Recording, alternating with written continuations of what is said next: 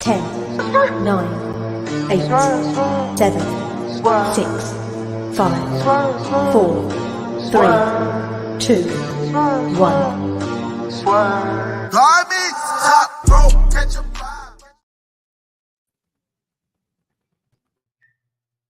What's up, y'all? Hey, I had to hit y'all with a little retro real quick because I got something special for y'all. Before I get started, before I show this out, hey, allow me to introduce my boy, Hologram, and y'all know the bro from the mid-mo smart. We are going to get right into it, but I got something special for y'all, man. I got a new intro, and it goes a little something like this.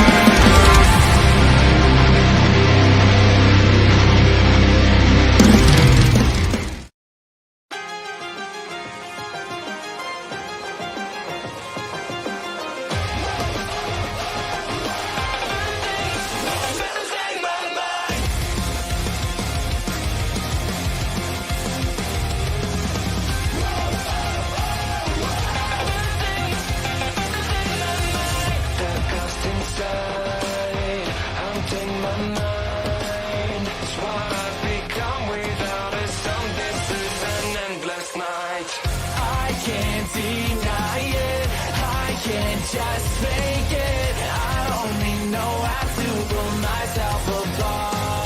But I go this far. But I hold the scars. It's over now. Welcome to the BiggOh Wrap Up, hosted by your boys, BiggOh, Hologram, and Midmo's Mark and the rest of the Bay family. Grab your beverages and your snacks. And like BiggOh says, if you got it, spark it.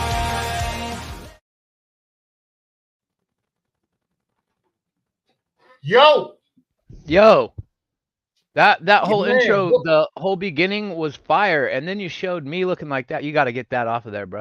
Yeah, I gotta get some more shots of you. But see, yeah, that's not gonna get me any followers whatsoever. Yeah, I'm collecting right now. So it might. But be everything prior to showing my face was gas, bro. That was very good. Man, sitting there looking like a Paul Bear on fucking. Rest in peace, Paul Bear. As you see, we got the Blues Brothers over here. You know what I'm saying? So we all good, man. What's up, everybody? Welcome to the BiggOh Wrap Up, episode 18. It is your boy, Big O, and I'm here with the Hoolie Man himself and the mid-mo smart down there at the bottom, man. We have a lot to talk about, man. Y'all know the whole ordeal and stuff. I'm not going to even go get into the spiel and stuff like that. What's up to everybody that's up in the chat? Patrick Palmer, Future, JP, Kayla. Hey, what's up, Kayla? Kayla Braxton up in here. Oh, Future's here. Yeah, everybody. Hey, you can check out all our social medias right there. Make sure you guys don't forget to hit that like, subscribe, comment. Mrs. Evil's in here. Yeah, Mrs. Evil in the. Mrs. Evil. Oh, Mrs. Evil is up in here. Hello, Mrs. Evil. Thank you. Welcome. I appreciate it. But we are gonna do we're gonna do a revisement of it because we got to get some better side shots and stuff of Hologram and stuff. You know, we don't want him to look dead in the intro no more. Bro, that was so brutal staying up that late to watch a pay-per-view, bro. I can't even believe I look like that, dog. Man, I don't even remember what time I woke up. What time did I wake up? That I don't even remember. I think it was like 2 in the afternoon, 3 in the afternoon, or something like that. So, Future says they got 6 inches of snow. Man, we got major storms coming this way here in the Midwest. So, damn. We've been having storms coming. Be safe, Future.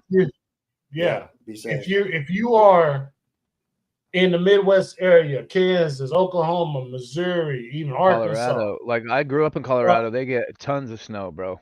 Oh, hell yeah. Oh, just mountains of snow, really. Mountains of snow. But Literally. Keep your eye on the weather. Keep your eyes open because we're supposed to get hail, tornadoes, thunderstorms, all that's supposed to come through sometime between this afternoon and tonight. So y'all make sure you guys are safe. Everybody. Yeah, make sure you guys are safe. Take your storm protection, your storm precautions, and all that. My bro You from guys the live close to Arkansas? Well, let's see. Hold on. Missouri is on top of Arkansas, and we are just to the left. Yeah, we're just to of the Arkansas. side. Okay, because I saw a TikTok video last week, and there was hail in Arkansas like this big, and I'd never seen nothing like that. Oh yeah. It looked like it was like some biblical movie type shit I was watching. I was like, "Oh Lord, what are you doing?" Oh, yeah, we get like storms out here for sure. Yes, it gets. Doesn't that destroy like your roofs and your cars and stuff? Hell yes. Sometimes, yeah, it's good. That's hail, crazy, yes, bro. Yes. So, and that's why it's good to have hail insurance on your car too. Yeah, facts.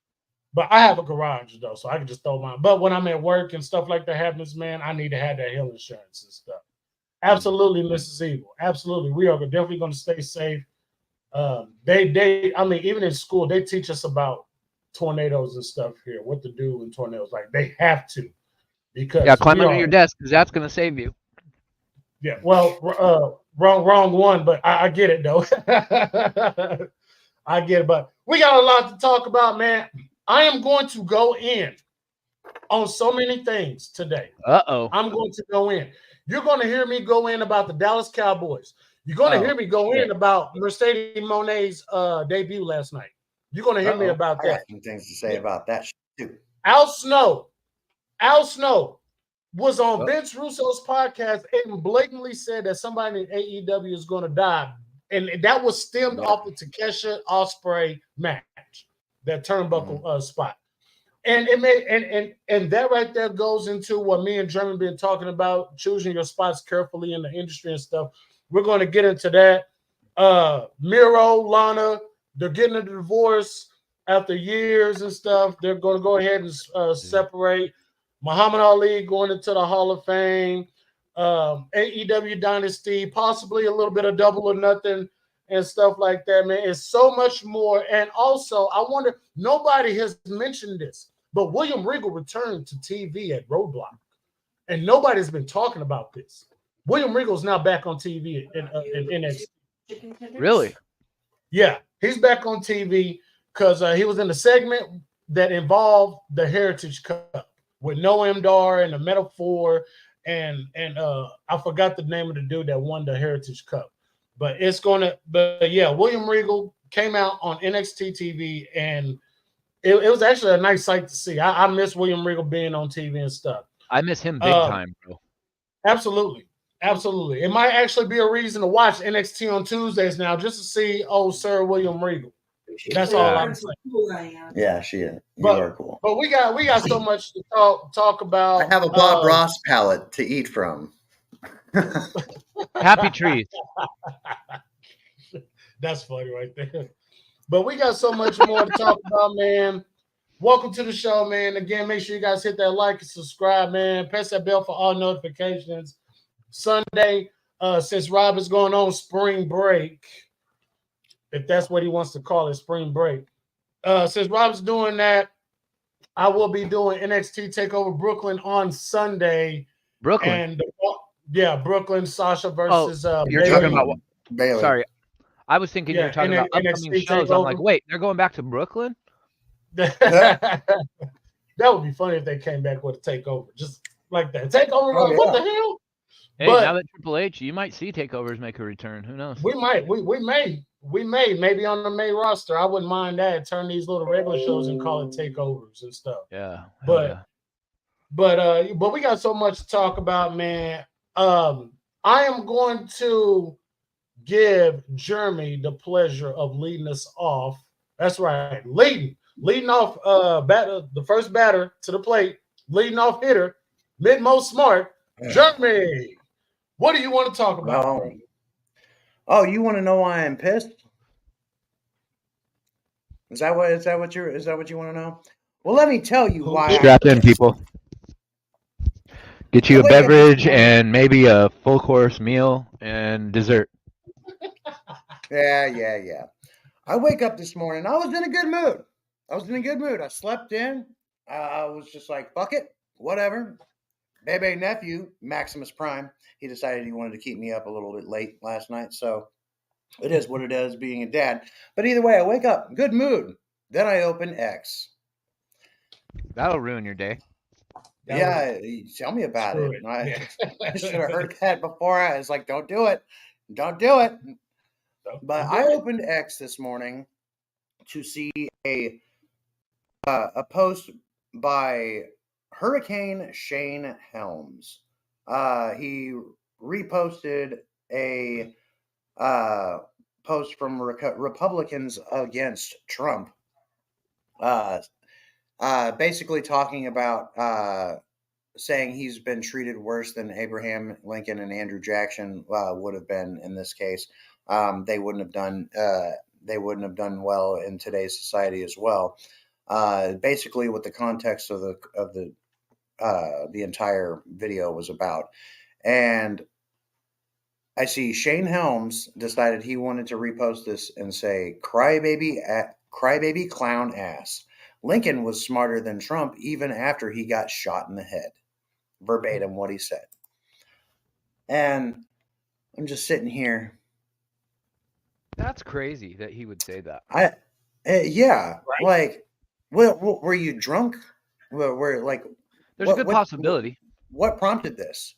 And given the time, it wouldn't surprise me if he was just up all night and just angry, watching videos, and then decided we wanted to angry tweet or angry post, whatever you want to say.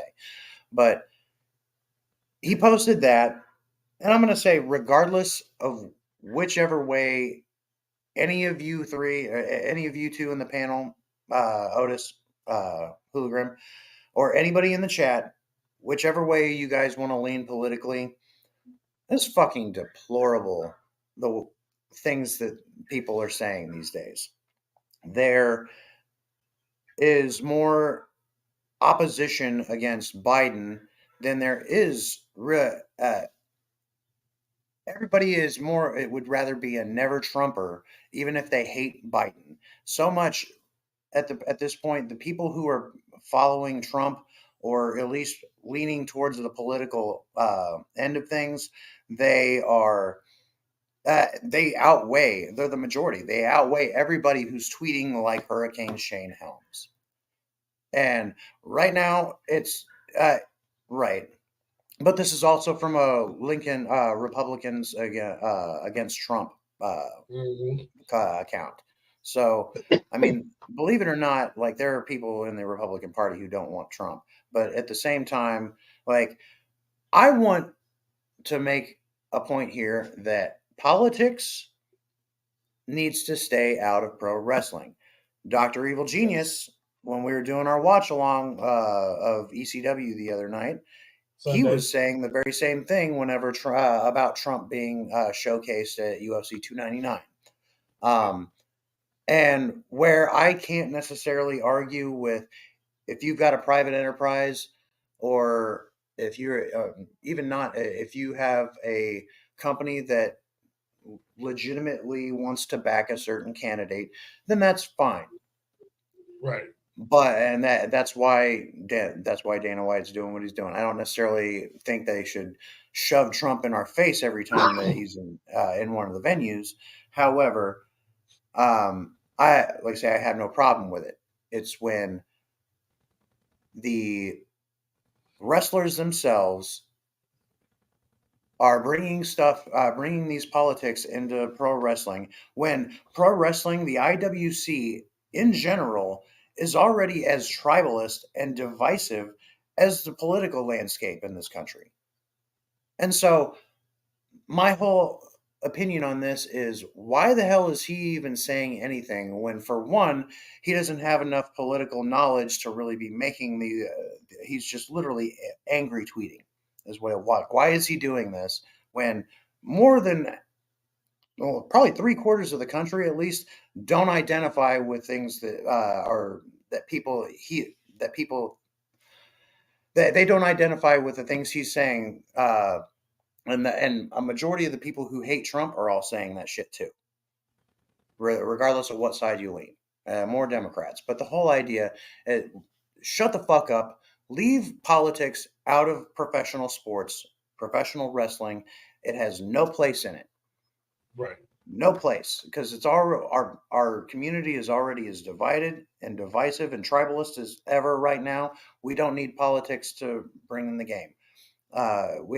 It's flabbergasted. Twitter's the opinion app, isn't it? It was just created solely for people to. It's all subjective on there. Yeah. Like it's all just what your thoughts and your feelings about what you're seeing in the current moment are, and then everybody sees that, and then they either agree or want you to die a horrible death. But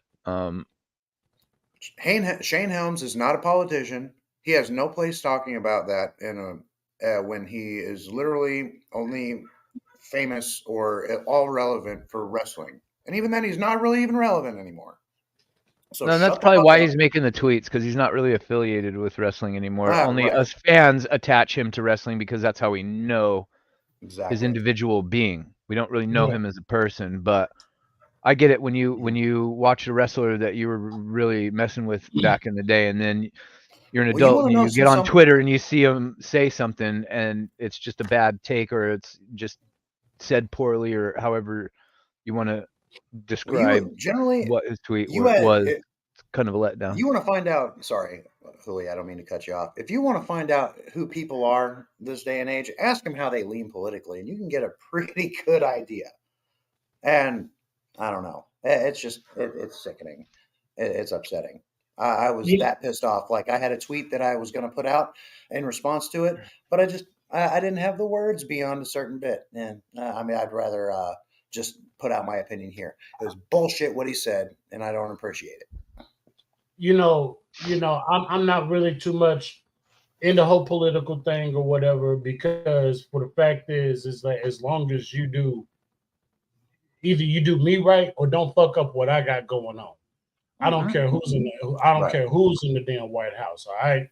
Just make sure that this country is taken care of. Don't use it for your own personal gain and your own deploy or what the fuck you want to do. You take care of us, because that's how you stay in the White House.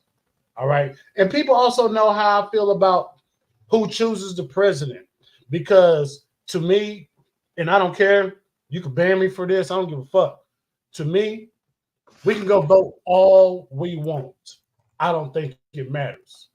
The people that chooses the president are not seen. Understand that. The people that choose the president of the United States, in my eyes, in my opinion, in Big O's eyes, that you can't see them. You don't know who they are. They just want to get a base summarization on who the people want as president. And then they're going to, that's just my opinion. I don't know what everybody else's opinions on who chooses the president, but me, we can vote all we want. At this point, we all came together, regardless of our political leaning, whichever way we lean. We all came together for what? Pro wrestling. Right. Leave politics out of it. If it directly correlates, like in this sense, Shane Helms is running off at the mouth about politically when he has no fucking reason to. I'm going to say something about that. But no, albeit leave politics and stuff out of it. I can explain law as it relates to wrestling, but leave politics out. That's why I'm glad Glenn Jacobs is taking care of business in Tennessee. Not worried about So I said this earlier. Anybody who really wants to get in, anybody who's in wrestling or at all, especially just if you want to get into wrestling speak, anybody who wants to get into politics and really pay attention will ultimately end up like Glenn Jacobs. Or Jesse Ventura. Or Jesse Ventura. You're always going to lean, if you pay attention to the things that are going on and know how the government and country is supposed to go, you will turn out just like Glenn Jacobs or Jesse Ventura. Just saying. All right. We're going to pin that right there. I want to move on. We're going We're actually gonna get out the car. We're gonna lock it and go talk about something else. Okay, cool. I'm good with that. I want to talk about Al Snow and what he said on Vince Russo's podcast. Oh, bro. Yeah. Now, me and you, we talked about this substantially about how in more particular AEW on where they choose their spots, where they pick their spots to do these big moves at and stuff. And I'm sure Hooligram, like Hooli, I'm sure you have a perspective on AEW and how they use their spots in their matches. And me and Jeremy, about a while back, about a month ago, we sat here and we talked on this channel about. It was a little bit longer, but yeah. Was it a little bit longer than that? Because I know we sat here and we talked about AEW need to be careful. The fact is it's happened. Yeah. The fact is it's happened. That was the most scariest spot that I've seen in wrestling in a long time. Forget what Darby Allin did. That was much. What spot? That was Darby much. Allin. The Darby Allin when he the other spot where Takesha did that what was it? That Brandon, he hung him off the top rope, kinda. Yes. Yeah. He turned him upside down, and it looked like he landed him right on his head. Right on his He ended up. Yes. If you watch the slow mo, you saw his head, the back of his neck narrowly missed the rope, and he got that gnarly ass gash on his back. Right? Yeah. And I hate to say this though, but I will agree with Al Snow on this. If they're not careful. Yeah. Oh wait, really? Oh, you totally took a left turn. I thought the way you started this off, I thought you were getting ready to go in on Al Snow for saying that. Oh, no. Yeah, no. I agree with him. Right. I agree with him. Somebody's going to get killed in AEW because of these spots. They need to be careful. And I don't want to say Tony. Go ahead. Go ahead, bro. Go ahead. Let's look at Ray Phoenix. Let's look at Dante Martin. Let's look at any number of people in WWE who've all had issues. Big E right now, he's still failing to return from a neck injury. So he's not going to return from that neck injury. Yeah, not for at least 5 years. He's trying to, but how long did it take Edge to return before they let him back in? Like it'll be at least 5 years before Big E comes back. It'll be at least 5 years before you see Big E in a ring. Yeah. Well, all things considered, the fact that people aren't prioritizing and picking their spots is right. That right there. That's what I wanted to comment on was the fact that, ironically, and this is not.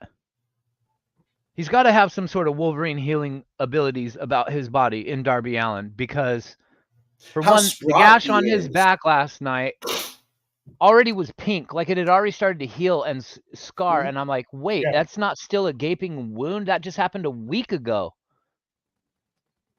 Right? And then Future, you take that back. I don't want Darby to die. Darby takes the craziest bumps, I think we can agree, out of anybody on that roster. Okay? Yes. Yeah. Now how explain he's how he's the least injured wrestler of the male roster? Well, I will tell you one thing. How crazy is that? He was selling it. He was selling it last night. I mean, obviously, it was a point to write him off TV for however long. But the whole idea, he is one of the relatively least injured people on the roster, and he takes more of the gnarliest bumps than. He's like, hey, if you just try to injure yourself, you won't get injured. Like that's just crazy how Darby just. But Ospreay, if Ospreay keeps Darby Allin. Hey, hang on, Julio. I want to say just this one thing real quick. Shout out to Darby Allin for coming out looking like the goddamn Invisible Man. All right, for real. Yeah, that was what I was. That was cool as hell. That was cool as hell. Darby Allin came out looking like the Invisible Man. You ever seen that movie? The Invisible Man. Yeah. Yeah. With Kevin Bacon. He came out. That's Hollow Man, but same premise. Yes. Yeah. Hollow Man. Yeah. But yeah, that was awesome. He came out with the full bandage, with the glasses on and the hat. That was the. I didn't see him come out because my feed kept cutting out, so I kept having to refresh. I missed a lot of the show last night. Oh that's shit! Lame. I'm gonna have to help you out, Louis. You need a better way to watch. No, there's it's ridiculous the number of spots that happen in AEW that haven't resulted in a death or grievous bodily injury. Again, like say, I could go through a list of bad spots. Deonna Purrazzo and Madison Rain a couple weeks ago. Yes. Like say that was some could possibly blame Deonna for just being in the wrong place at the wrong time, but at the same time, Madison Rain, she shouldn't have tucked her head when she did. That was the biggest thing. She was supposed to go for it was like a flatliner, and she tucked her head like it was going to be like a spiked DDT or something, and she landed right the fuck on her head and knocked herself out. So people need to pick their spots better in that country and that company, and even in WWE, I'm sure it happens too. Yes, Future, happy birthday! I didn't know it was Future's birthday today. Mine's in 2 weeks. We the same age. Yeah, happy birthday, big 45. He doesn't look 45 though. I do. Motherfuckers are 5 years older than me. Okay.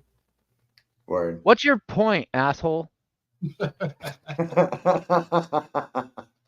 I'm with you guys. I'm with you guys. That just means I'm big bro. That just means I'm big bro. Been whipping y'all's ass. That's all that means.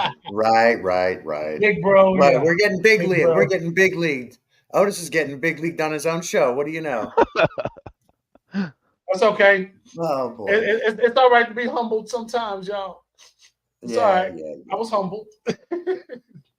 But yeah, man, they got to be careful, man. They got to be careful. That Ospreay.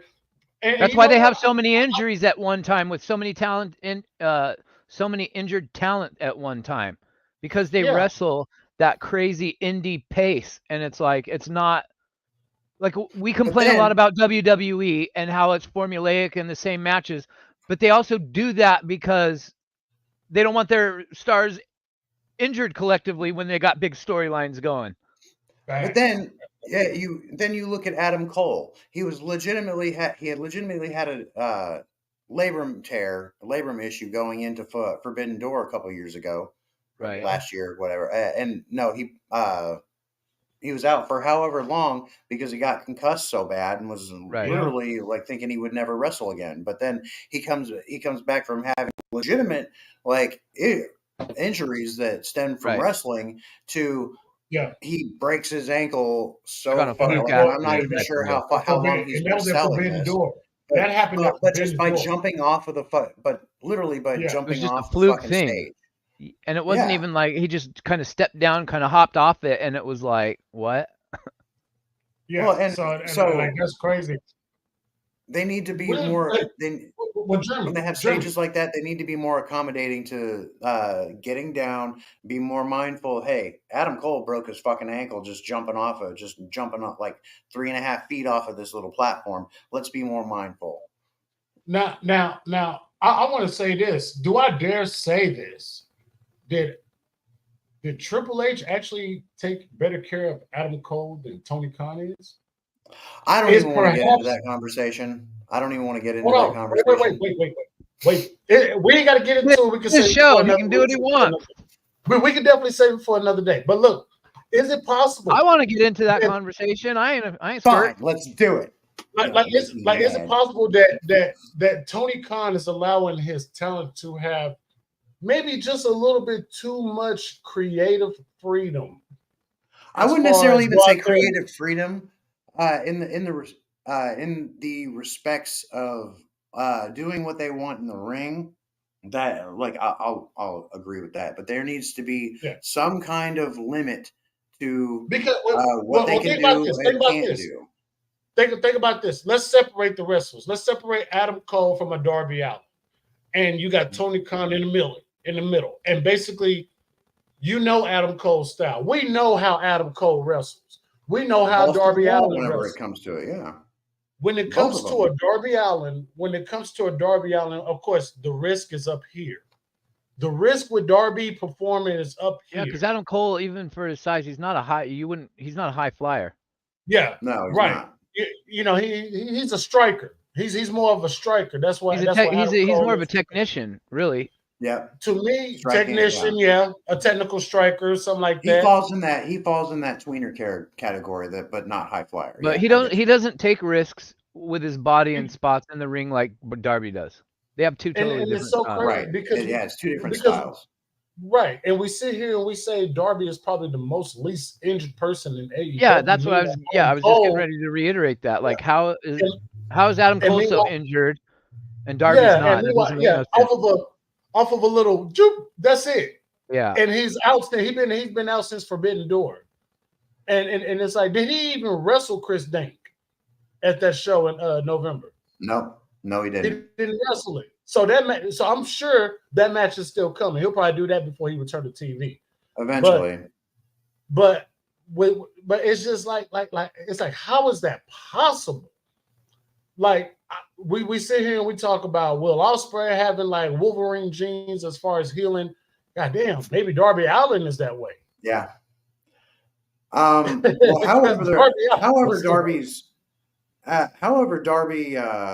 however healthy he may be at any given point is definitely questionable, because I mean, given the numbers and size of stunts that man has done, I don't know if you guys have really followed any of or anybody in the chat has really followed what he's done outside of wrestling, but no, dude's fucking insane.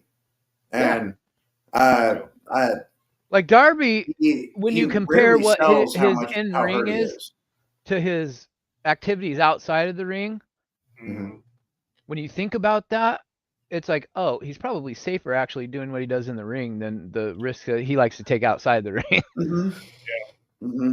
And part of me wanted to feel like that angle last night was like, oh, well, they're going to make sure he doesn't go climb Mount Everest just to keep him viable here.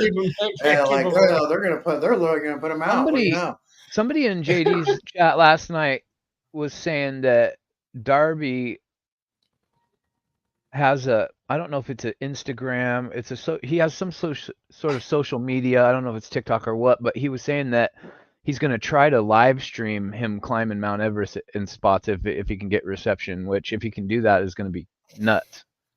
Absolutely insane. I mean, even then, if he could like do a vlog of him going up. Yeah, just record a video and then post it when he gets back. Yeah. Yeah, exactly. That'd be cool. Because I wouldn't trust that. I wouldn't trust the Nepalese cell towers out there, unless they've got one like maybe 5,000 feet from the summit. Like, I don't think he's gonna have much luck live streaming that shit. You better be 5G. You better have that 5G. The last thing I'm worried about is a phone and a camera if I'm trying to climb that mountain and stay alive. Yeah. He'll probably have a GoPro, but Jesus, man. I mean, if Darby, if this gets to you, man, be fucking safe, man. That is hell. Like, you think you're invincible with all the stuff that you've done in your past and being a daredevil. I'm one to fall into that category with my extreme background as well. But I used to rollerblade and do tricks on stuff the same way skateboarders do as well. But I mean, climbing Mount Everest. You can't get no extremer than a trampoline in your backyard. That's all I got to say. Bro. But that's not, climbing Mount Everest is a whole different ball game. So just be safe, man. Be safe. I literally almost was paralyzed from the shoulders down off of my trampoline in my backyard as a kid because I had two neighbor kids come over, and one was younger than me, one was older than me, and they were brothers, and they had launched me so high up into the air at one point that I went horizontal and started to rotate over, but I was also moving to the side. So when I knew I had to land and tuck and land on my back, and when I came down, the middle of my back and my upper half landed on the trampoline, and then my legs were off the bar and went down and smacked the ground. So I kind of reverse scorpioned around the edge bar of the trampoline. Yeah. I lost all feeling in my body. I remember I crawled into my house. I couldn't walk for 2 weeks. I thought I was never going to walk again. So I'm all about trampolines, or thinking about Darby. Like, I was thinking in my head last night, like, be safe when he's like getting on the top rope, and then he does that coffin drop onto the edge of the apron, and oh my god, I tensed up so hard on that, bro. And man, days after going through that spot through the glass off of that huge ladder, it's like, yikes, bro! You're not gonna. He's really not joking around when he says he don't want to wrestle for like longer than like 5 years. Facts. Really, with the way you just described that, like you say it reminds you of Darby, just the style of the stuff. But like I'm thinking of like legit accidents that have happened, and like all I could see was Owen Hart, because just the way you fell was exactly, or almost to a T, exactly the way Owen fell, and what ultimately killed him. That's scary. That's scary. And that wasn't even really like a spot. No, it was an unintentional spot. Yeah, it was both of them were freak accidents. You weren't expecting to go that high, and even then, have your orientation in the air altered. So I mean, like you just got up too high, and then gravity finally caught up with you, different parts of your body at different points of the time. So, like, I get how physics works, but no, that's fucking scary. Yeah, that is crazy. Is fucking scary. But man, hey, y'all got trampolines, man. Yo. Yeah, fucking trampoline, bro. That shit's scary. Yeah, y'all got trampolines. Be safe. Go ahead. You mentioned Al Snow. Well, let's see. We talked about Al Snow, but I want to say Al Snow's boy and your boy who follows you. He's got some weird takes. Who? Vince Russo. Oh, Vince Russo. Yeah, Vince Russo follows me. Yeah, he follows me too, bro. He follows me too. But does he really? Oh shit! He's got some weird takes. Like, do we I fucks really with Vince Russo. Is there really any weight behind him saying that Vince McMahon will eventually or has already bought AEW? Is there any weight to that at all? I don't see it. I do not see. He is sold on that idea. I don't get it. What idea? Look, you sold on what? Vince Russo is under the impression that either Vince McMahon is looking to buy or already has bought AEW. I can see why he says that. Okay. Well, enlighten me. Like I want to understand his perception, because it goes right along with the thing that I said years ago. I remember many times in JD's chat typing Nick Khan, Tony Khan, same last name. What if one sent the other to infiltrate?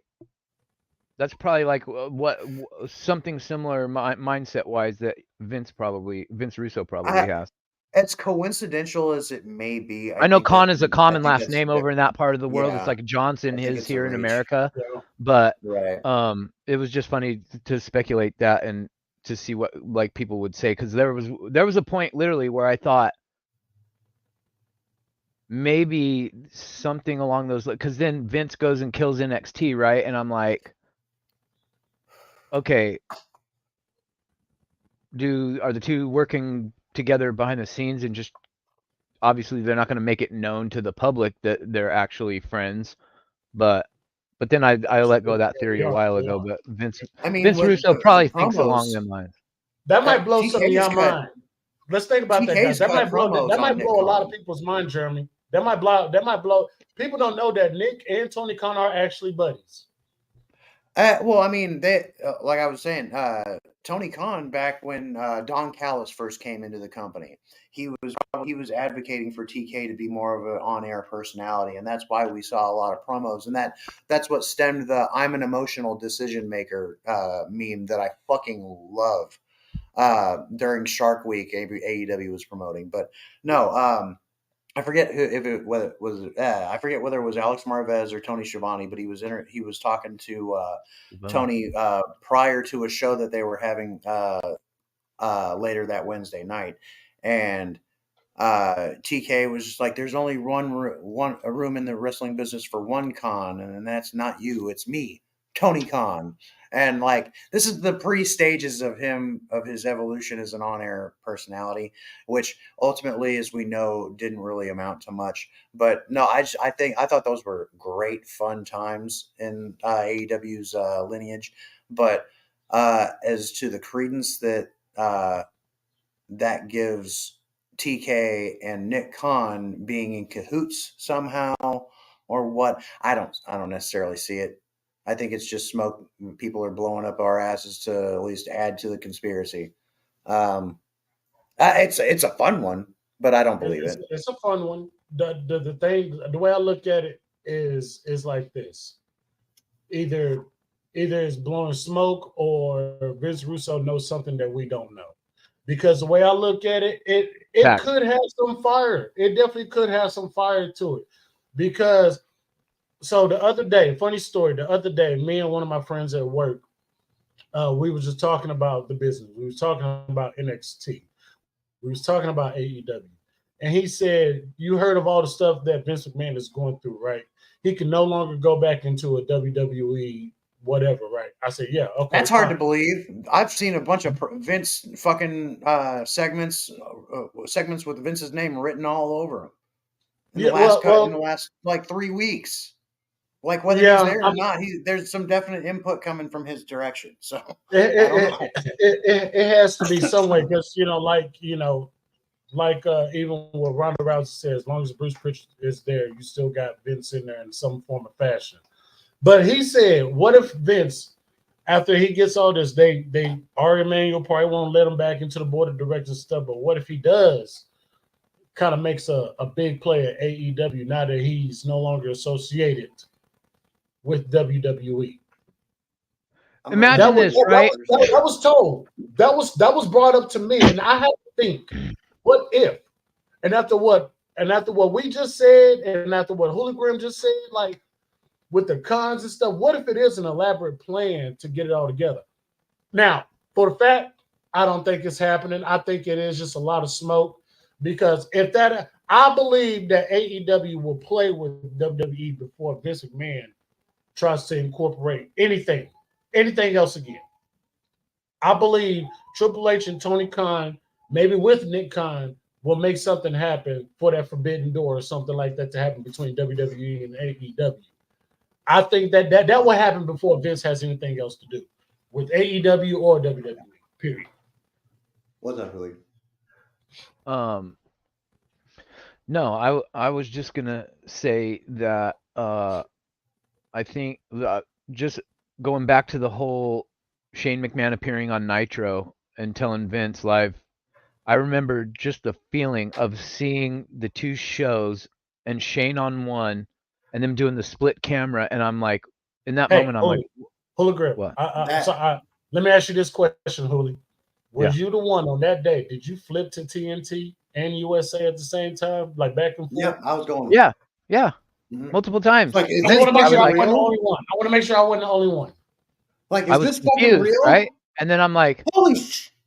Yeah, because you get so conditioned mentally once you find out after you're a little kid and you realize, okay, it's scripted or not real or however you want to describe it. So, Steven? You still get conditioned in certain ways because we all have the ability to suspend our disbelief. We know it's a rigged outcome, but yet still we're in the moment thinking like, yeah, like they're really fighting, right? So in that moment, I'm sitting there and I'm like, what the fuck am I watching? And I'm like, like Otis said, like, is this real? And then I switch over to TNT and I'm like, there's Shane McMahon. I switch back over to fucking Raw. There's the same screen. And I'm going, what universe is this? Like, what the fuck is going on, right? Like, what the fuck is going on? Now imagine all these years, imagine 30, 20 some odd years later, the inverse of that happening, where Vince is no longer a part of WWE, and he's over here on AEW going, "Aha, I'm back in the game, bitches." Oh my god, that would just be the most. That would be the most, I think, mind-blowing thing to me that would ever happen in wrestling. Yeah, there's no way TK would ever let that fucking happen, and I think he would laugh in Vince's face if he ever made a legitimate offer. But I think he would too. That the universe would, and even then, how cancelable AEW would be at that point. So, like, you know, yeah, how many I don't people, think we're how ever many going to people see will be Vince turned away McMahon from the on a product? television screen ever again in Right. live real time. Exactly. Unless it's Like, unless they're televising the trial. That'll be the only yeah. that will if they I'll televise the trial, that will be the last time anybody ever sees a live Vince McMahon on TV. Yeah. Mhm. If they televise the trial, that would What's be, Patrick's telling me not to go too far with? What's he saying? I don't know. That would be crazy. Like, about my if scenario with Vince buying if that AEW. happened, it's insane. It is absolutely It insane. would If you be. just But, think I mean, about there it are and you people think that- about back then how crazy that moment was that he purchased WCW when we all knew that they were getting ready to fold and we didn't know, we were all bummed out, and then haha, we bought the company. Like, wait, you did what? Because it was known back then that Ted Turner and Vince were not homies. No, So how not at Vince all. got oh God, the ability goodness, to they would. acquire WCW was mind blowing. It was crazy back then. Yeah, it is pretty insane. Vince might move out of the Yeah. U.S. You damn right. Germany mentioned Yeah, I something fully- about Vince having a secret stash Offshore somewhere. accounts. Yeah. He for sure We does. actually were talking about that the other day. Absolutely, absolutely. I agree with that 1,000%. That now, If he they've would definitely allowed go him the ability to travel, if he's like sworn that he'll be there for his trial and he's still able to travel, he's probably not in the country right now. Yeah. Yeah. He And might like not say, all he needs is a few sections of numbers from his account, and he can just wire whatever money that he has in his physical accounts here in the States to any offshore account like that. It'll be there within a matter of minutes as soon as it processes. And he will pay top dollar to have that money there immediately within the snap of a finger. The whole, and like say this is a little off topic, but no, the whole idea that Vince will ever be a part of a wrestling business any more than just a shareholder is just completely and utterly ridiculous. It's pointless to even consider the idea of because TK he knows what's going on. You would understand that you can understand that everybody in the wrestling business, especially the higher ups and executives, had every bit of idea what was going on in like interpromotional AEW execs probably knew what was going on in the executive area of WWE long before the public did. So just because there's so many people with their ears to the ground and to the heartbeat of the business, and so TK knows a lot, if not everything, of every little dirty deed that Vince has ever really done that has been brought to light, and he will never, ever, and I mean ever. Sorry, I had to Jericho you guys for a second. He will never be a part of any wrestling business ever again. TK Lion will Hook never now. sell that. Yeah. Oh yeah, absolutely. TK will never sell him AEW or allow him to even set foot in that company. And that's all I have to say about it. Yeah, because he might be in a prison cell. Yeah.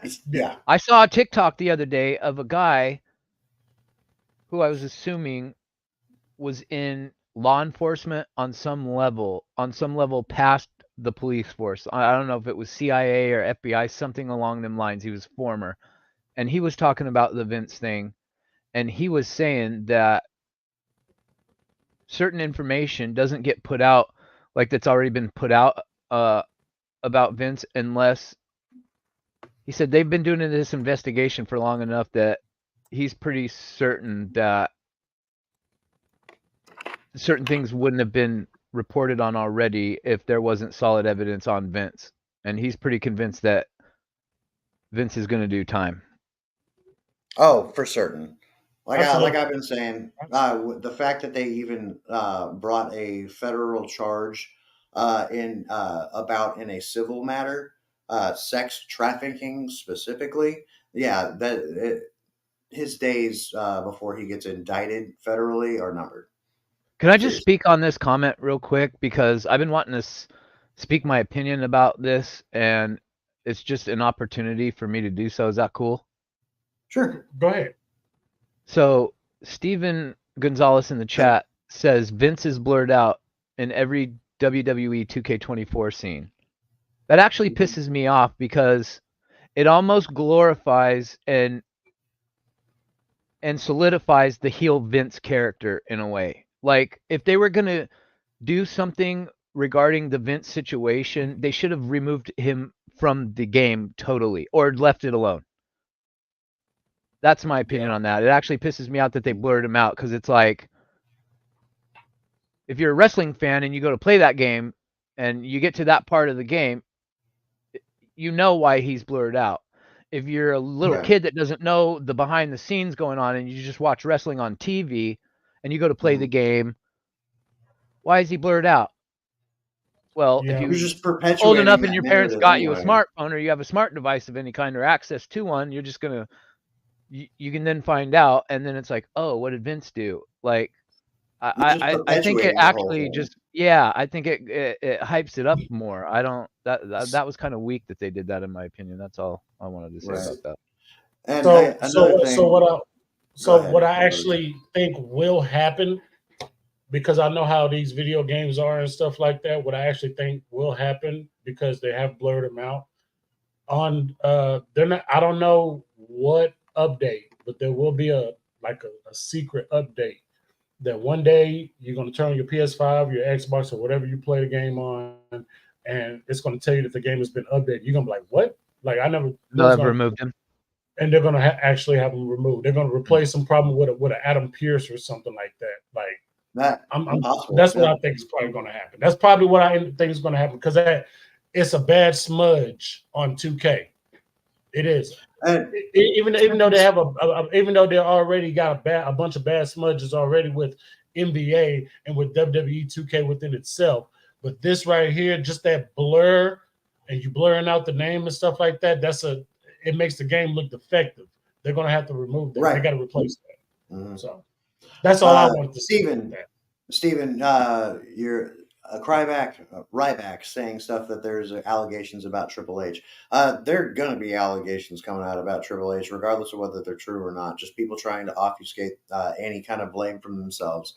Yeah, Ryback's been pushing that narrative that Triple H had an affair with Caitlyn or whatever.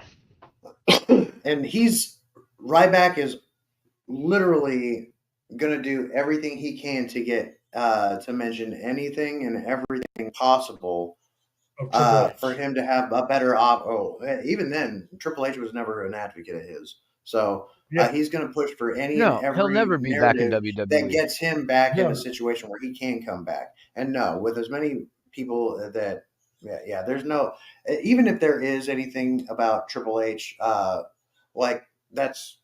They called him Rybotch for a reason. Like, I don't know. People seem, like, the longer time goes on, the more I see people speaking positively about Ryback, and I'm like, his presence and his aura and his look was good in terms of for a professional wrestler, but he wasn't that good in the ring, man. He really wasn't. No, he wasn't. He hurt more people than he actually. His name is Skip Sheffield. All right, who? Skippy. Fuck all that, man. Ryback is a loser. Ryback hates Ryback. Perchance you ever see this? Somebody clip him. Clip this. He's blocked me on Twitter. You can have that, Ryback. You can have that. You can have that, Ryback. Ryback, if you ever see this, you are a welcher. You are a defaulter. Don't make bets that you're not willing to actually hold yourself up to. Don't follow. If you're not going to follow through, don't fucking open your stupid fucking mouth. Okay? And then maybe you might have a little bit more respect and appreciation in this community. But all you want to do is run your mouth because you're so butthurt that you can't make it in the wrestling business. If you could, you would be. But you're not. So shut the fuck up. Here, I like these comments coming from Steven Gonzalez. He said that... Yeah, he's a smart guy. Oh, yeah. He said that Ryback also says that Cena, Alex Riley allegations will ruin Cena's Hollywood career. Now... somebody's going to have to inform me a little bit more about the Cena Alex O'Reilly thing. I don't know much about what even. Steven, if you can tune us in a little bit? Let us know what actually I kind happened of with got that. I saw something about it recently, so I kind of got the gist of the overall scope of it, but I've never really heard this story come from anybody other than what I saw a couple weeks ago. So if what I read is true, when we saw Cena, whether you saw it live or on Twitter or whatever, and he was butt ass naked on the Oscars on stage the other night, that was That was a people were like, humiliation ritual. That was a Who'd he humiliation piss ritual. off? so Yeah. if you're into this kind of shit, Yeah, he pissed off the people in power. no, he didn't piss him off. But so here's why, because I'm like, why would Oh. Cena be going through this, right? So you think they put you through those humiliation rituals because then they've got thing dirt for on you, so life. then they know that you're more likely to keep their secrets quiet, right? So and then Same you thing go for through something putting like black that, it's people like in an dresses. initiation to like a college fraternity. So now they're going to reward him somehow for. But I was thinking about like, what's his reward? He's already I'm world sure you famous. would be into him, Future. He's already world A big famous, and he's movie, already a been big movie. It's a But here's big the other thing, though. Maybe it's not for a reward. Yeah, it's Okay. possible. Maybe they know about. Maybe there's some truth to this whole Alex Riley situation, and Possibly. they put him through this ritual. Like, we've got dirt on you, but now you're going to do what we want you to do, or so he complies and goes along with it, and then they ensure that that story never sees the light of day and makes mainstream media. That's I mean that's down a rabbit hole, but at the same time, that is sorry. There's a gnat flying in front of my face. I thought we was clapping because I was with it. I thought we was clapping. No, I was with it. I mean, yes, that was a very astute observation and statement there. Yeah, Future. I'm sure you would. I'm sure you'd be into naked Cena. You'd be right up in there. Love you, buddy. Good speed bag stuff. No, there very well likely is a lot of weight to this that a lot of stuff just hasn't made its rounds in the media yet, and it might not ever. And based on that, who knows? It could be something from a 1% or less than the 1% kind of direction. Ladies and gentlemen, I've got just a couple more minutes before I've got to head out. I've legit got to head out. I've got a program my daughter is in at 6 o'clock, 4 o'clock Pacific. But the last thing I wanted to touch on was Mercedes last night and her debut, and not just her debut. I'm going to leave that to you guys after I get out of here. But did y'all hear the heckling coming from the stands when she was in the ring giving her promo? Online or in the audience? In the audience. So what I wanted to say last night was, because I was having issues with my feed, and then last night before bed I went back and watched it, and then it doesn't do that on the replay, so I got to see it uninterrupted. But I said last night on Rob's channel, I thought that her pop when she came out, I was expecting something a little bit more than what I thought just a little I thought bit. it would be more like CM Punk, a more thunderous ovation, but I was like, okay. Well, and then she got to the ring, and I thought I had heard a good. Huh? Go ahead, Hooli. Go ahead, Hooli. I was just gonna say quickly, I thought I had heard a large portion of people. I guess you'd say heckling, booing, like it just the noise that I was hearing was not what I was expecting to hear from somebody that was supposed to be universally loved and like, oh, this is a big deal. I thought maybe they made too much a big deal about it, promoting it, and then it happens, and then everybody's they just didn't like, announce her though. They didn't announce her. They just no, but they promoted Boston with the double dollar sign. Everybody knew. They did everything but say her name. They should have just said a month ago Mercedes is going to join. I'm with you. They followed, they followed the exact same formula as they did when they brought Punk in. But I didn't like that.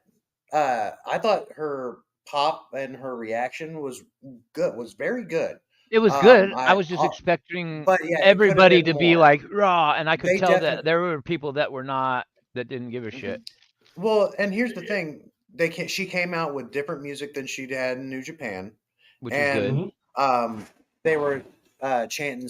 They had everybody chanting for the majority of her theme is CEO. Yeah, but her intro song starts off with the chant. Like the chant is in the song, so if you don't chant CEO, it's still going to sound like CEO because they put the chant in the song, which I'm not a fan of. I'm not a fan of that at all. Dude, bro, I'm with you, Hologram, 1,000%, bro. I think that, God damn it, I don't care what anybody say. I don't care what Tiki Drew, JD say. Yeah, you can't put the chant in the song, bro. That debut was That's so why we all hate forced. the whoa. That felt I mean, it's definitely. I have no problem with. They're gonna shit on CEO like they do the whoa. It's coming. It's coming. They are. There. So now AEW got another song they could sing to in there. I didn't like it. It could have been better. Now, the question that I asked last night on Rob's channel, I'm gonna ask right here: was that a better a better debut than CM Punk's debut in AEW? No. Absolutely not. Bro. And I heard the heckling. I understood there was some booing out there. There was specifically, if you guys remember specifically right before she mentions Eddie Guerrero, right before she mentions Eddie and how he was an inspiration and all of that, there was somebody in the crowd who said, from what I could understand and make out, said something like, "Go back to NXT." That's what he said. I know the exact. Yeah. When I watched it back last night, I heard somebody yell something, and she kind of looks in the direction, and I was like, "What'd that guy say?" And I thought it sounded like something about NXT, but I didn't rewind. It was like 2 in the morning, 3 in the morning, so I didn't rewind to hear it. I'm with you, JP. I'm gonna have to go back and watch that because check it out. It's just before she mentioned. I did hear the boos. There were some boos. But I didn't hear that I didn't really hear a whole lot. I'm gonna have to go back and watch that. But to me, it could have been so much better. This is Mercedes Moné. Okay. Also, Otis, one of the best wrestlers. Go ahead. What I didn't like about her debut in AEW last night was there was too much Sasha Banks, the boss shit. Like she was too repetitive. You got to change that up a little bit because now you're doing Sasha Banks, but you're going under the name Mercedes Moné, but really, it's the same gimmick in a lot of ways with the ring. Sasha Banks with a different finisher. But seeing her entrance and shit, like it was like this is WWE. Like I would have expected her to have a different entrance altogether. Perfect. Real quick. That's perfect. Let's segue into this. Let's talk about what Mercedes Moné said on that Kick Rocks podcast that she will be back there. She said that in her own words. I'm gonna end my segment with this though. I'll let you guys get onto that in a second. As far as her doing the whole Sasha Banks looking thing and this repetitive movement that she was doing, like literally at one point, Jeremy, not to cut you off, but at one point I forgot I was watching Mercedes and I thought she was Cardi B. I'm not even kidding. Yeah, I think I remember hearing you when say she started doing the little like this over and over again. I was like, I thought she was gonna squat down and start bouncing her cheeks off of the mat, bro. I'm not even joking. I was like, what are we doing here? Like, because Mercedes, like when she was Sasha, she's a classy woman, right? She's not out there like in all like. You've got some wrestlers that flaunt their bodies on social media, and then others that do it more tastefully. And I always felt like Mercedes did it very tastefully. So when she started doing this I was like, oh shit, Cardi B. Like, no, what is she doing? Thank God she didn't start twerking because I thought that's what was about to happen. I was like, no, what is she doing? All that CEO. They said it. It's 8 times in her song where they chant the CEO. They're forcing before you the music even starts. That's the whole idea. I think she was really. I think she was really just struck by being back in this environment. Yeah, after so long, she was soaking it in. So yeah, let her find her bearings. Like I don't necessarily want to judge her too quickly. Of course, we know who she is. No, we're just critiquing. We're just critiquing the debut from an analytical standpoint. That's all. Like I'm a huge fan of hers. So yeah, it's likewise, just the debut. It felt small and it felt lackluster. Bro, my bro from the mall. I know you got to get up out of here, man. You gotta go. I gotta You gotta go. go handle some business and stuff like that, man. Just Well, I caught my dog appreciate you. in the neighbor's yard. That's why I had to run off Why, for a why, second. why, why was Maverick over there? Why was Maverick? Well, there's another dog over there, and he's like, "Motherfucker, I want to play. Let me Is, play. I want to is it a play." girl dog? And Is it a girl dog? no, it's a boy. Oh no. Keep his ass in the Yeah, house. Keep his ass in the house. he's strange. Keep Anyway, his ass in the house. gentlemen, All it's right. been a pleasure. I'm glad we could have this little chat. Y'all enjoy the rest of your stream. Chat. Thank you, sir. Absolutely. Deuces. Good luck at your daughter's function, recital, whatever you got going on. Yeah, it's some kind of music. Tell Olivia I said hey. I certainly will, sexy chocolate man. Holla at you later, Jeremy. Hit me up, man. Later. Otis. Have a good night. That was Jeremy, y'all. He's going to go be a daddy for a while, but now it's me and Hooli, man. And from there, man, from there, what do you think about Sasha saying that she's going back to WWE? What's your thoughts on that?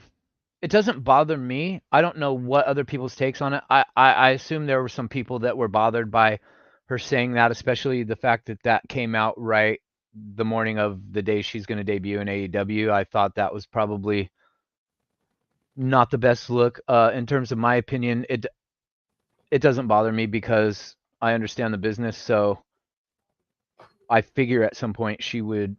I was honestly at one point not convinced she was joining AEW. I thought they were dragging shit on so long, and that maybe behind the scenes stuff didn't get worked out, and then with everything WWE's got going on, and Vince being gone, Laurinaitis being gone, Trinity being back, I thought maybe she'd changed her mind and was working her way back there. So to me, it doesn't bother me.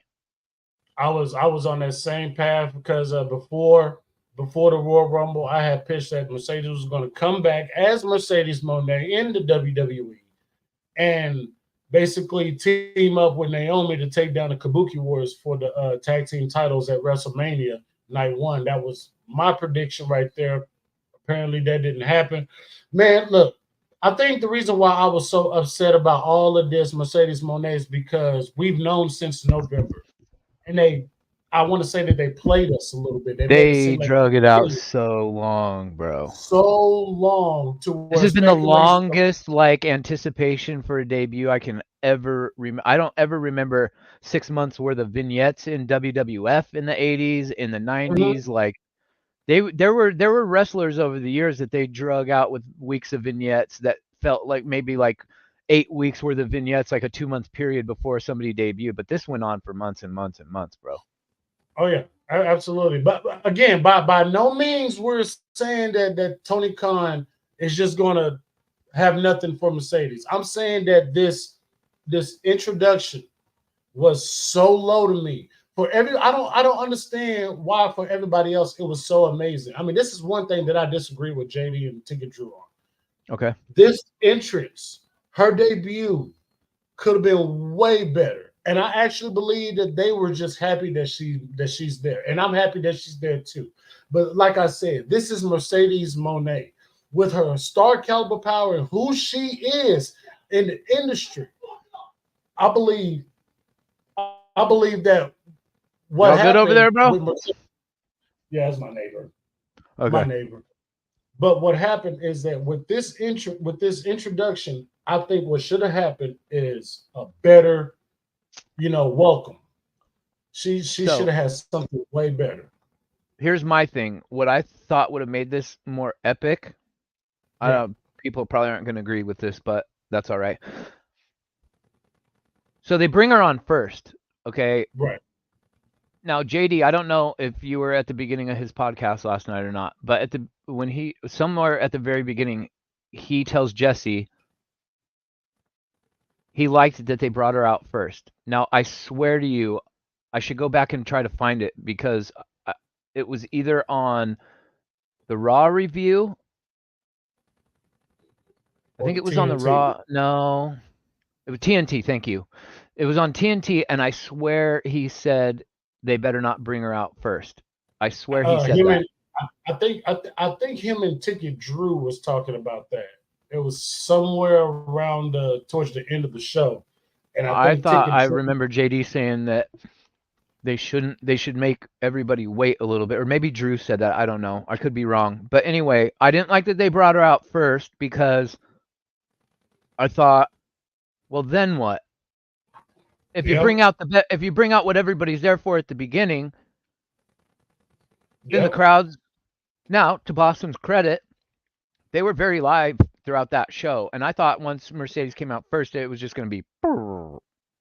So credit to the Boston crowd, but I just felt like her debut would have been more epic because they had overhyped it for so long that they finally have her come out, whether it's first or last, in the middle, at that point it doesn't matter, but she comes out and we're so like, okay, finally. That was the perfect opportunity to have somebody come out and just fuck with her debut. And to be like, I don't care where you're from, bitch. We run shit here, not you. Let's get it on track. A Britt Baker return, a Jamie Hayter return. Right there. One of them two ladies should have come down that ramp and got in the ring and mollywopped the shit out of her when she was like, "Oh, I love you guys," blah blah blah blah. It was so corny and cheesy, bro. It was so corny to me. It just came off forced. Did it not feel forced? It did feel forced. Everything just felt for. It didn't feel natural. Yeah, genuine. It didn't feel that way. It just felt like I'm here. I'm gonna say a few words and I'm gonna do my little dance and stuff like that, and then it's on to like. It didn't feel like Cody coming back at WrestleMania. It didn't feel like when Adam Cole showed up at AEW or when Malachi showed up at AEW. We knew CM Punk was coming back, and that still felt amazing when we finally saw him. Amazing. And that definitely felt amazing. Now, is it a difference between the Chicago crowd and the Boston crowd? It possibly is. It possibly is. But everybody knew Punk was coming back, and that crowd was just explosive. Everybody knew Mercedes Moné was showing up even in November. Rob even said on his channel that he felt like Mercedes had been signed. And then there was somebody in WWE even said that they didn't want to tamper with contracts. That was a giveaway right there. Mercedes is in AEW. This debut should have been built up as one of the biggest stars showing up in AEW.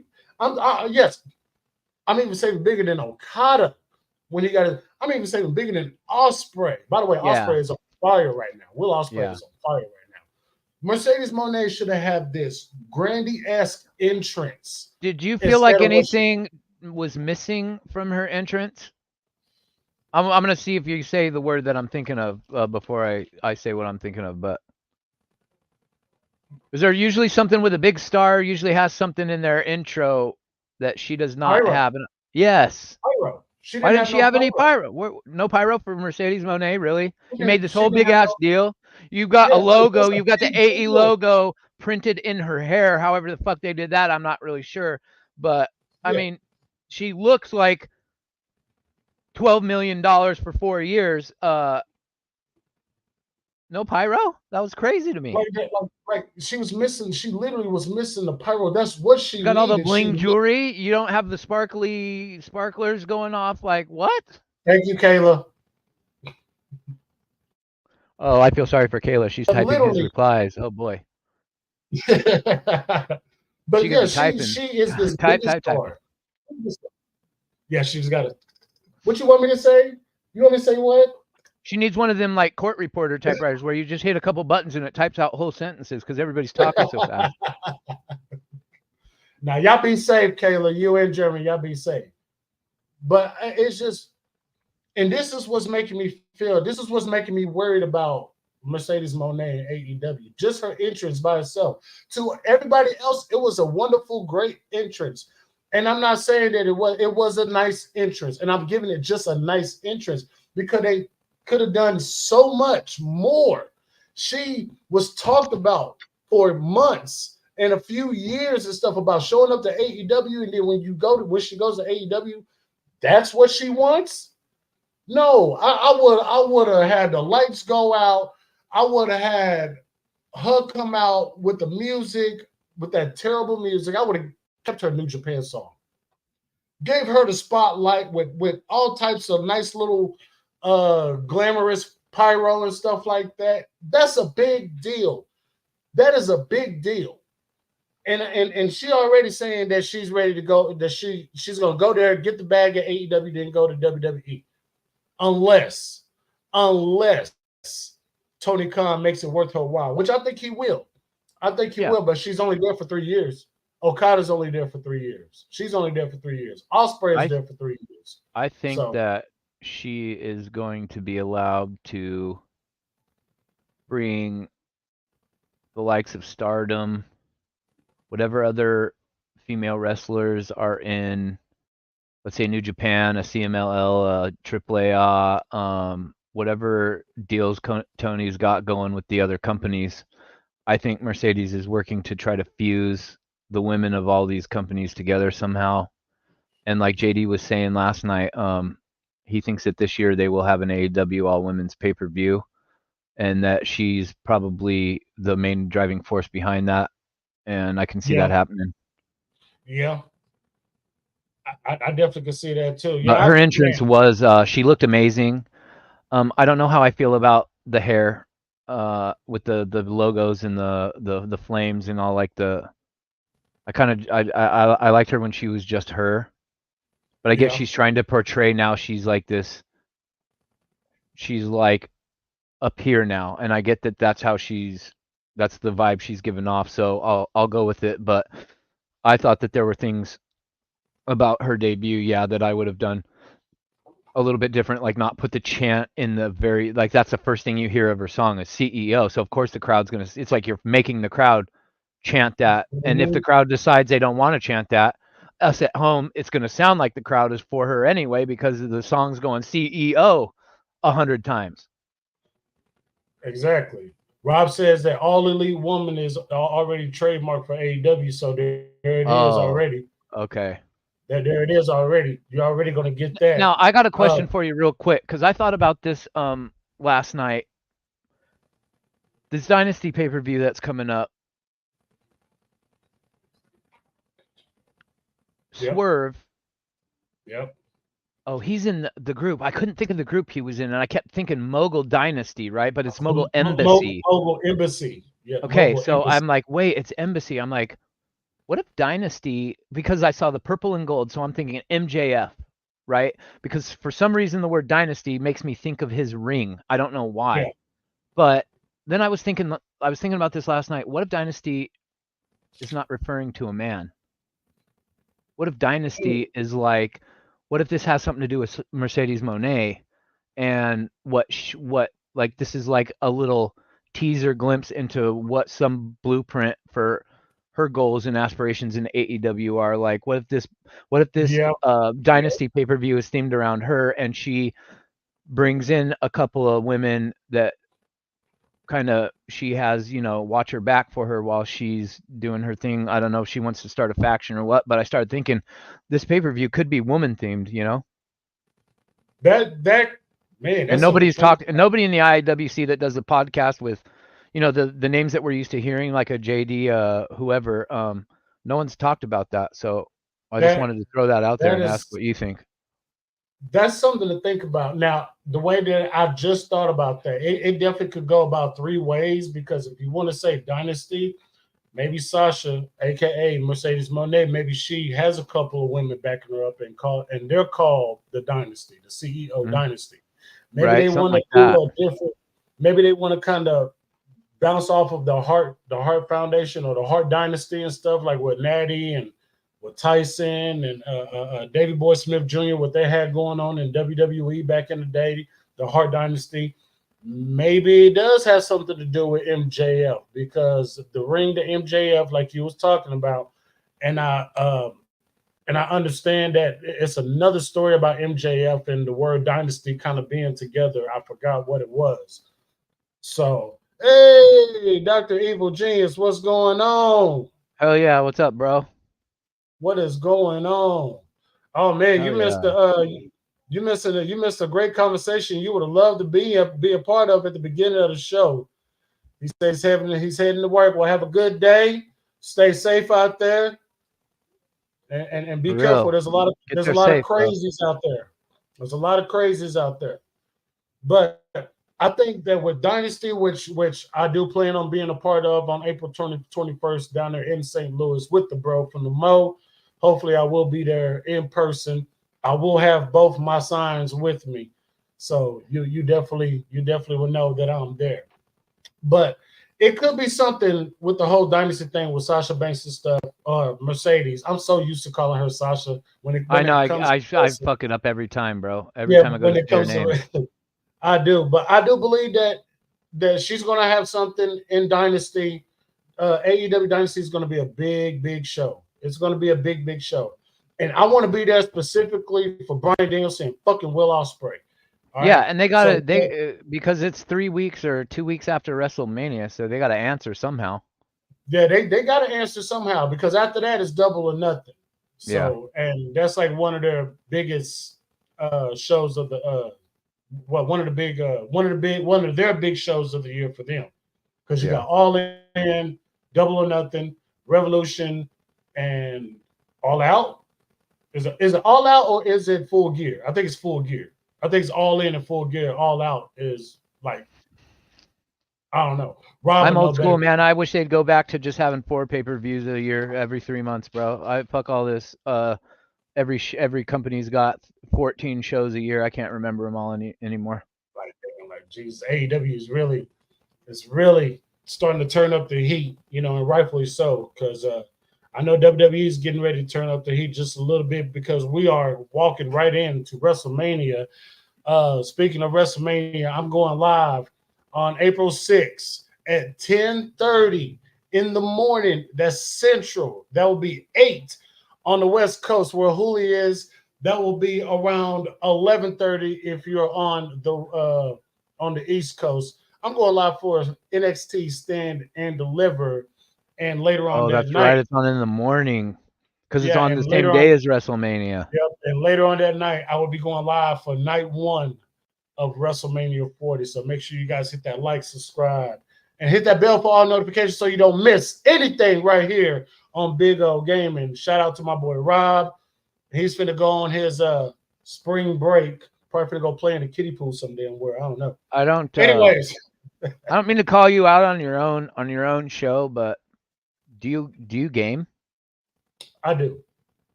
You do? I do play. Okay. I do. I would hope so with the word gaming in your stream. Yeah, like gaming hasn't been as hot as it should be. Maybe the first. I've already decided. I might get WWE 2K24. I might, but I don't know. I don't think Ray just having much fun on it right now and stuff like that. Hey, what's up, Jen? What's going on? Glad you can make it. But I don't think Ray just having too much fun on it right now. It's really not making me want to get it. It does look good, but that's about it. It's still the same game as last year and the year before that and stuff like that. Maybe when College Football 25 come out, I might throw that back out. But for right now, I'm still going to put BOW Wrestling on the channel. I do have a couple other games. I don't know if people will be into it or whatever. Maybe I'll upload some Dragon Ball Z, kind of a little Akira Toriyama remembrance type episode or something, or do that. Yeah, tomorrow, SmackDown, Rob is going live. Hoodie Rob is going live. Make sure you guys be there an hour early for the Big Mo Bebe podcast to kind of fit in with future schedule. And then at 7 o'clock that night, I'll be heading out because I got to go to be on location and stuff like that. So I want to talk about Dynasty. I got a couple more things I want to talk about before we get up out of here. I think what I always knew that when Okada came in, that he was going to take that Continental Championship away from Eddie Kingston. And by looking at Okada after he held up that belt last night, he looks perfect with it. Okada with the Bucks, it's growing on me. It is kind of growing on me. It's hard not to like it, right? Like it my feelings about the Bucks, and so I don't really care to support really anything that they do anymore since all the drama that happened. But seeing them, and now especially with Okada being in the mix, it's kind of hard not to be like, damn, this is gonna go somewhere, like it already is. You know what I mean? Oh, yeah. And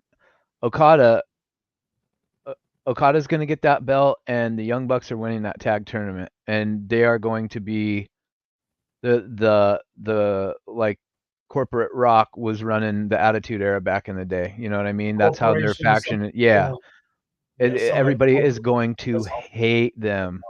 They're gonna hate them. That is awesome. I mean, I've always been a fan of Nicholas and Matthew Jackson, the Young Bucks. I like their heel EVP. I like Okada coming in. I've always said if Okada came in, he better be heel. Thank God he is heel. This is a great move, and Okada will become the new champ. Now, we all know what this is setting up for: Okada and Omega, which is going to happen at Wembley. So it's just whoever you can feed Okada to, and you know Okada's going to bring some banger matches and stuff. Maybe maybe if Sheamus comes in, we're for sure getting Okada and Danielson. You can bet that. Yeah, you're going to get Okada versus what was that? Okada versus Danielson number 5 now, I guess, coming up. I would love to see Okada versus Jay White. I think that'd be great. Okada versus Adam freaking Cole. Malachi versus Okada. Man, the matches are fucking amazing. How about Will Ospreay versus Malachi? Oh yeah. What's up, Guardian? Glad you could drop in for a bit. Yo, Ospreay versus Okada. We've seen that before, but not in AEW. Or Ospreay versus Malachi. That sounds good. Like, dude, like it's endless right now. I just don't want Tony Khan to blow through them all so fast. Take your time with him. Stretch it out. He's there for 3 years. And I see why people are making that statement in the last week because of the quick announcing of Ospreay and Danielson. But like, you have to remember, Danielson's also getting ready. He's pretty much on his wind down tour, so he's got to get the matches that he's wanted to be able to do, that he has the ability to do now in before he calls it quits. Because if he's told his daughter this is his last year. Guardian. I was going to ask you, Huli, did you know what the ratings were? So 801,000 for last night. Wow. I thought they was going to hit 1 million. No. I thought they was going to hit 1 million. No, they're not going to hit 1 million ever again unless they bring CM Punk back. That's the only way they're going to get over 1 million again, ever. So I will say you might not like it, but that's the truth. It's the truth. And I want to say this. I definitely want to say this because I wanted to make a comment about this, especially when it came to the ratings. People were saying, oh, Mercedes is going to show up. AEW is going to get 1 million. Okay, they got close. I'll give you that. They got close. They got closer than they did if they didn't have Mercedes. They got closer than they did when Okada appeared. Okay? Last week they had 790-something thousand. Well, so yeah, I guess it wasn't that much. Maybe a thumbs up much. That's about it. You know, a thumbs up the butt much. That's about it. Yeah. Let me ask you this, Huli. Let me ask you this, because I heard JD talking about this last night. Because I went back and watched what's the name? Watched the show. With him and Jesse. Is she a needle mover? Will she move the needle for AEW? Matter of fact, everybody can chime in on this. Will Mercedes be a needle mover? It depends on what you consider moving the needle. If you're solely looking at like TV ratings, no. But we also know that the majority of how we consume things nowadays is not watching dinner by the TV set like it used to be when we were little kids. So the TV ratings don't really give an accurate depiction of how many eyeballs are actually on the product, the nightly show or the pay-per-view. I think as god awful as it's been to watch the majority of the last 5 years of AEW female wrestling, I think her being added to the mix is not going to hinder the needle. I think it's going to move the needle more for the women than it's been moving. I think her booking is going to determine how far she moves the needle. That makes sense, Jen. That actually makes sense. Because I heard JD kind of go off on a few people. And to be frustrated with the ratings, and and they even said it. Well, he's frustrated with the topic that people are so fixated on the number, because TV ratings don't really, we're talking about live streaming, and they're making these billion-dollar deals to go to these streaming services and shit. So that should be everybody's indicator that the bigwigs aren't fussed over TV ratings anymore, because they see and understand that the shift for viewership is now going over to live streaming, and it's not live viewing from the television set any longer. I want to get to these two comments right here. What Jen said, she's not bringing in 300K new pro wrestling fans. She's merely a product enhancer. And I want to piggyback. I want to piggyback that right off of what you said, Uli. As far as enhancing the women, moving the needle for the women, yes, she is. But as far as AEW as a whole, no, she's not. Yeah, merchandise, yes. Yeah. Merchandise, absolutely. Maybe ticket sales for live venue shows like Dynamite and Collision, or maybe even Rampage, maybe. But for AEW as a whole, no. AEW is going to stay right there. They're going to stay right there. Yeah, adding Sasha is not going to boost their ratings over 1 million every week, because she's there and everybody's tuning in to see her. Everybody's going to tune in when she's on to see what she's doing, but is that going to keep them there? And Probably you know not. what, Hooligran? You know what, Hooli? And that worries me. Let me tell you why. Because let's say the number is 800K for her debut on Dynamite. Let's say next week it goes to 830, 850K. Mm-hmm. They're going to keep putting her on there every damn week. Every week. And they're going to just either, I hope not at a wrestling capacity every week, at least a promo here, a vignette here, this and that, maybe a match here and there. But at the same time, I don't want Tony Khan to run her down to the ground because she's getting ratings or whatever, but it's just going to do this. That it's just going to do this. That's all it's going to do. Next week, give it a couple of weeks. Not next week, but the week after that. Maybe right before WrestleMania. Let's watch Dynamite that week and then see what the number is after Dynamite then. If that goes up to closer to 1 million, then I will literally say that, yeah, she is a good draw for AEW as a whole. For the women, she's definitely going to be a draw for the women. For the merchandise, she's absolutely going to be a draw for the merchandise. But for AEW as a whole, let's wait and see. Let's wait and see for Okada. Will Ospreay is he's getting. I guess you could say he's getting people to come because it's been a packed house every time Will Ospreay is on TV. So I think Will Ospreay may bring some of them hardcore New Japan fans over to AEW. But we're going to wait and see. We're definitely going to wait and see. JP says Okada and Ospreay hasn't brought up the ratings either. But let's give it another. He's not lying. He's not lying. He's not. But we're going to give it a couple of weeks. And this is what this tells me. Sorry, go ahead. Yeah. I was going to say we're going to give it a couple of weeks, and then we can fully assess the ratings as far as what AEW has done since Okada, Ospreay, and Monet has been in there. Go ahead, Uli. The ratings number seems to be fairly steady, but around the within the 800K on average, and that tells me these numbers aren't boosting significantly when they bring these guys in. So what you have is a pretty loyal fan base. So it's pretty much the same people showing up week in and week out, regardless of what's going on. Right. That also tells me that there's a bunch of wrestling fans on the WWE side of things that do not care who goes over to that side. Come hell or high water, they're not going over to that side and they're staying put. So yeah, the ratings number, I don't know why everybody freaks out about the ratings number in terms of,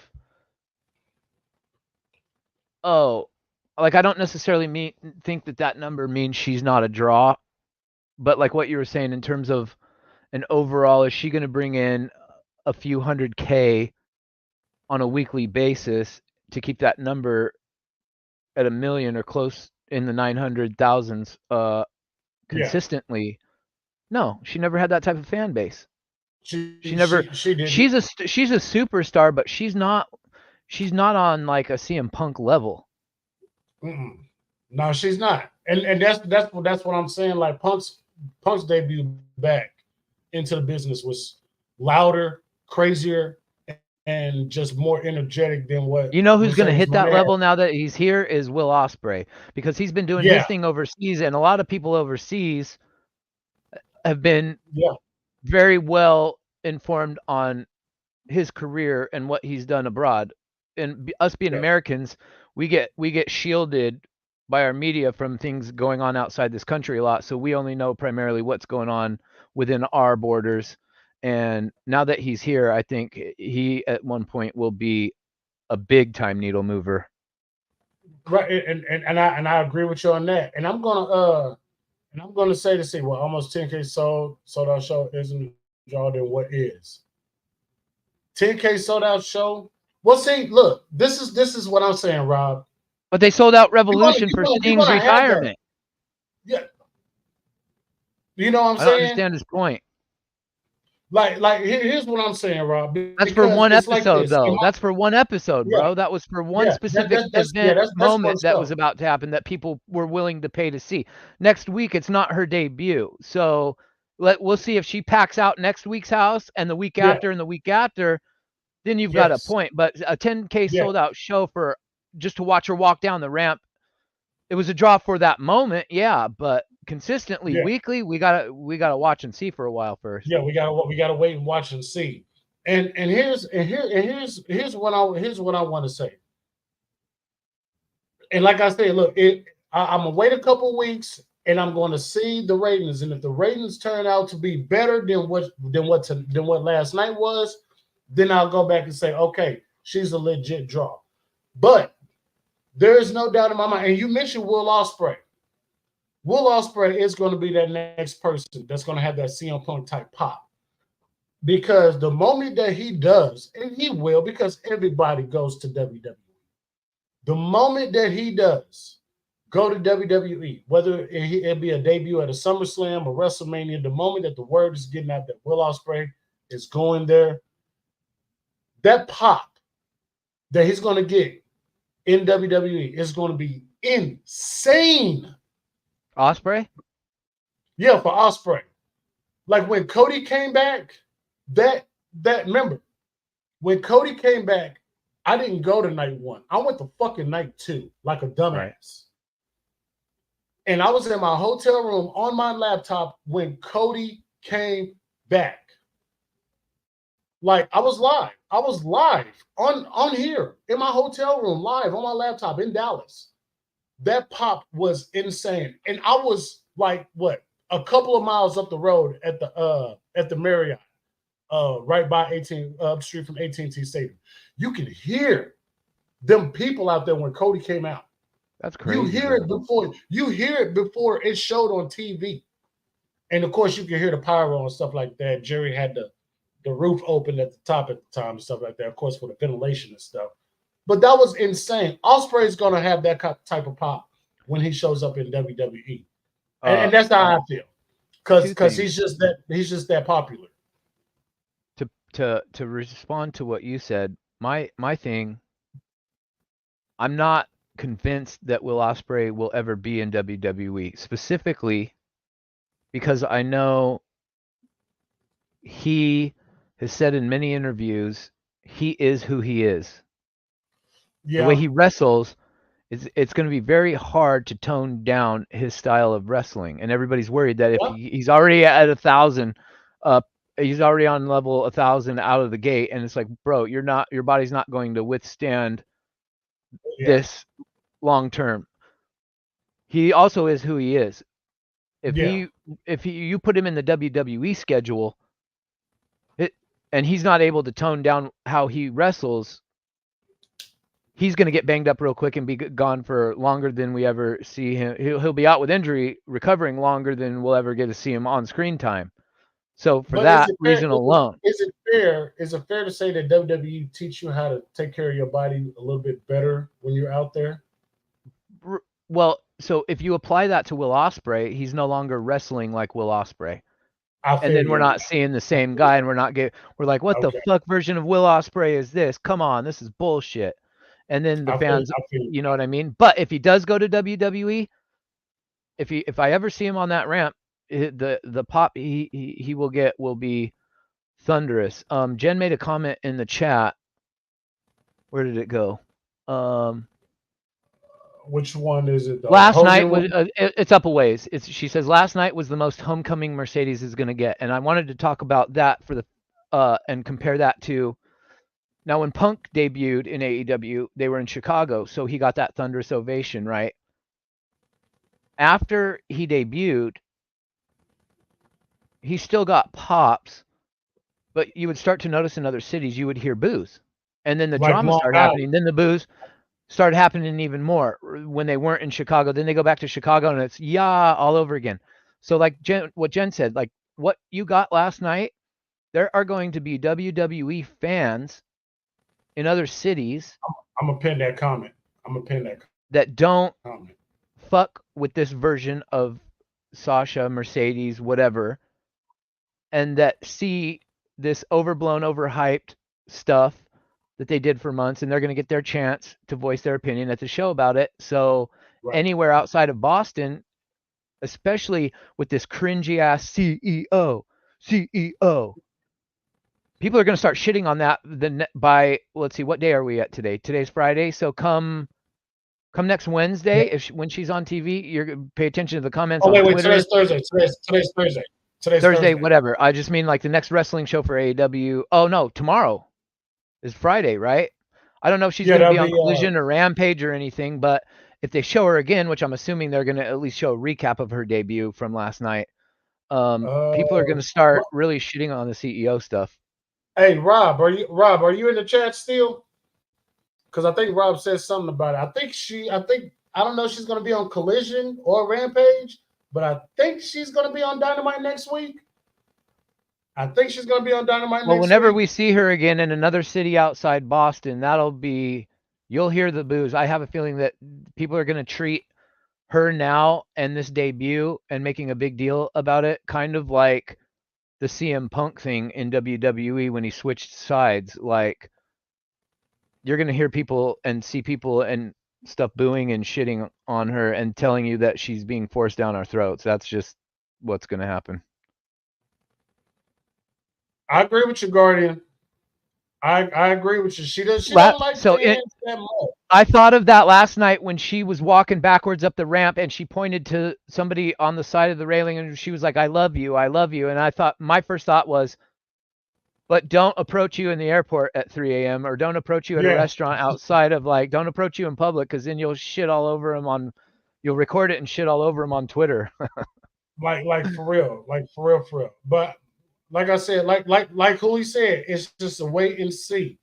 And CEO, when you think of CEO, do you think of a woman or do you think of a man? It makes me think of a man. So when you chant CEO for a woman, I'm like, so now we have the man in AEW and WWE, right? Oh man, I understand that the CEO is a play on being the legit boss. I understand that. Okay, right. And look, like we all said, right now, all thing I see right now is Sasha Banks with a new finisher.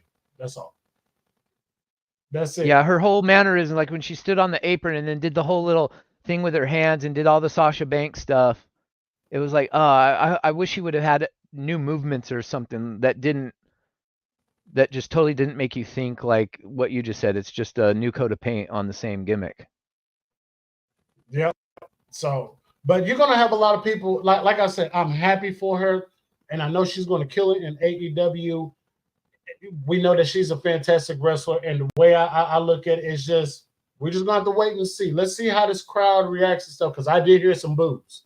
I did hear some heckling, some boos. Yeah, and that was in Boston. That's her hometown. So expect more and more boos outside of that. The more they feed us to her presence on TV, the more people are going to not like and start to feel like they stop forcing this chick on us. Yes. So and that's, I don't want Tony Khan to do that. I don't want him to force Mercedes Moné. You don't have to. No, which is why I don't want to see her on TV every week. we know who she is. We know the type of star power that she brings. So I don't do that. And really, I think the faster you turn her heel, the better she'll be in AEW. That's all I got to say. And I'm hoping that I'm really kind of hoping that the Dynasty moniker for the pay-per-view is referring to her, and I hope she turns heel. I really do. I hope she ends up in some sort of Dynasty faction with a couple of the females. But then if we turn her heel, we've got heel Tony Storm. Is everybody heel that's a female other than Deonna Purrazzo? And Britt Baker's a heel when she comes back. Hayter's a face though, right?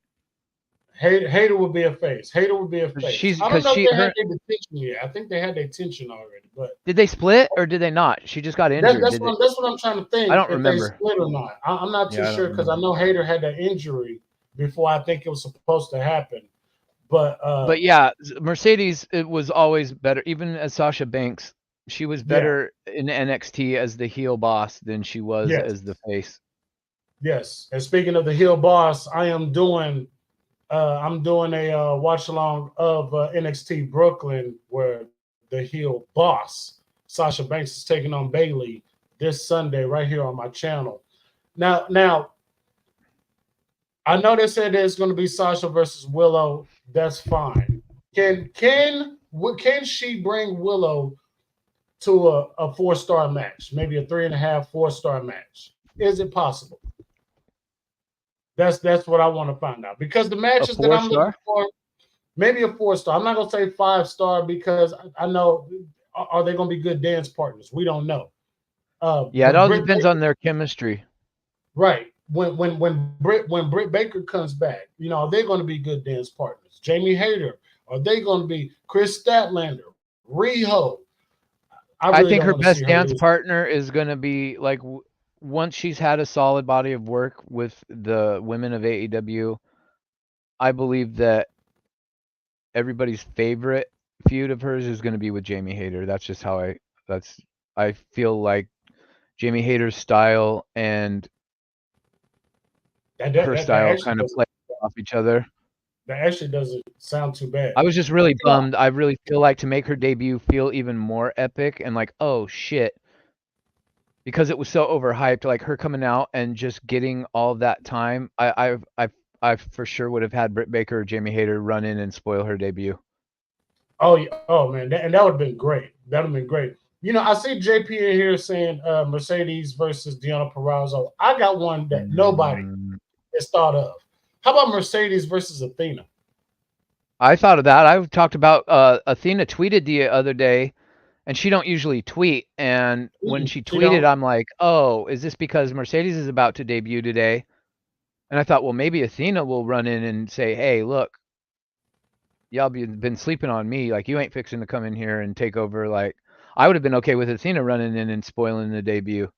I'd rather have an Athena Mercedes feud than a Mercedes Willow feud, to be honest with you.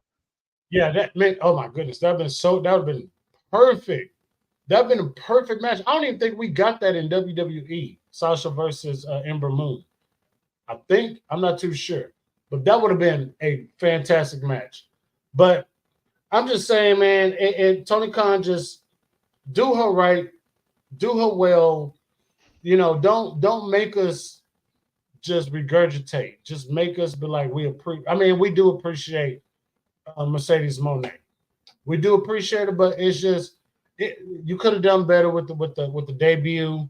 I just felt like you kind of got lazy with it, but we'll see. The intro song is kind of lazy to me. Oh yeah, hell yeah. It was.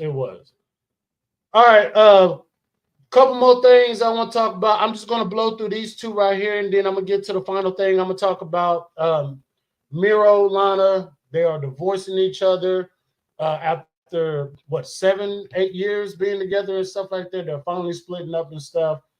Man, nobody likes that.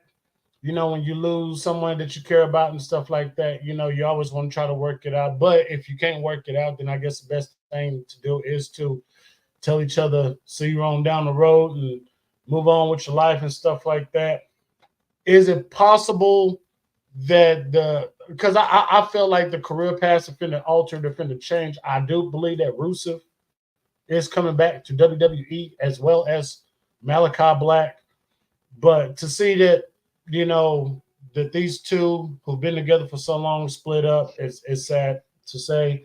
And Muhammad Ali going into the Hall of Fame this year. He's going to be joined by Bull Nakano, Mike Rotunda, Barry Windham, the U.S. Express, and who I think is the headliner of this year's Hall of Fame, Paul Heyman. So congratulations to the late, great Muhammad Ali, floating like a butterfly and stinging like a motherfucking bee. You know what I'm saying? All that.